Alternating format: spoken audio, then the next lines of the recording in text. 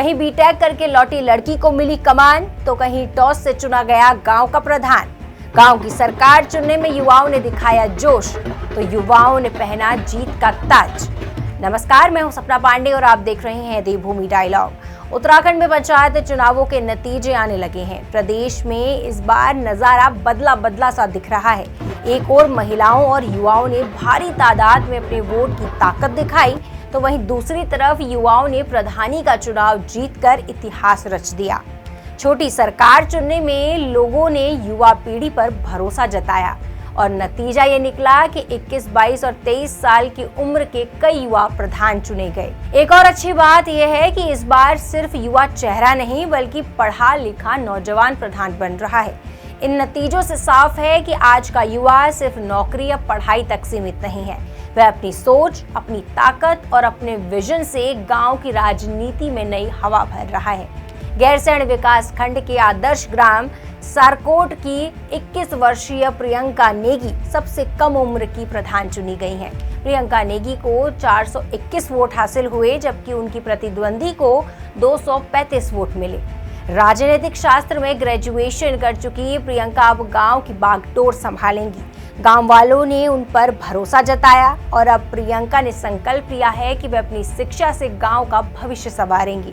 पढ़े लिखे युवाओं के प्रधान बनने की कई और कहानियां हैं। पौड़ी जिले के पाबो ब्लॉक में कोई ग्राम पंचायत से 22 साल की प्रधान बनी है साक्षी, जो कि देहरादून से बीटेक की पढ़ाई पूरी करने के बाद गांव लौटी हैं और अब वह अपनी शिक्षा और अनुभव का इस्तेमाल गांव के विकास में करेंगी।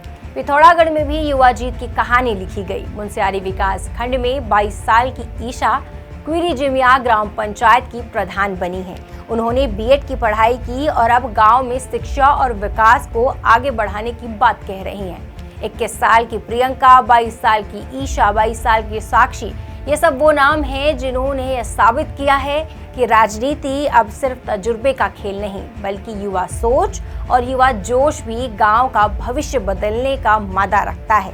पंचायत चुनावों में सबसे दिलचस्प वाकया हुआ चमोली के दशोली ब्लॉक में, जहां हार जीत का फैसला हुआ टॉस के जरिए। यहां बड़द्वारा गांव से 23 वर्षीय नितिन नेगी टॉस जीतकर प्रधान बने। जी हां, मतगणना में नितिन और उनके प्रतिद्वंदी को बराबर वोट मिले थे। किस्मत ने नितिन का साथ दिया। नितिन पोस्ट ग्रेजुएशन कर रहे हैं। पंचायत चुनाव में युवा लहर से एक बात तो साफ है कि युवाओं का राजनीति में आना क्यों जरूरी है, क्योंकि युवा जानते हैं गांव को कैसे सही दिशा में ले जाया जा सकता है।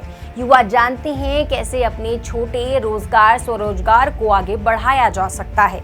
युवा जानते हैं कि शिक्षा में क्या सुधार चाहिए और युवा जानते हैं कि कैसे तकनीक के इस्तेमाल से गांव की तस्वीर बदल सकती है। अब सवाल हम सबके सामने है, अगर युवा पढ़ाई, नौकरी, खेल और विज्ञान में आगे बढ़ सकते हैं तो राजनीति में क्यों नहीं? क्यों ना युवा ही देश की दिशा और दशा तय करें? आपको क्या लगता है? क्या राजनीति में युवाओं की भागीदारी देश को नई ऊंचाइयों तक ले जाएगी? अपने विचार कमेंट बॉक्स पर हमें जरूर बताइएगा।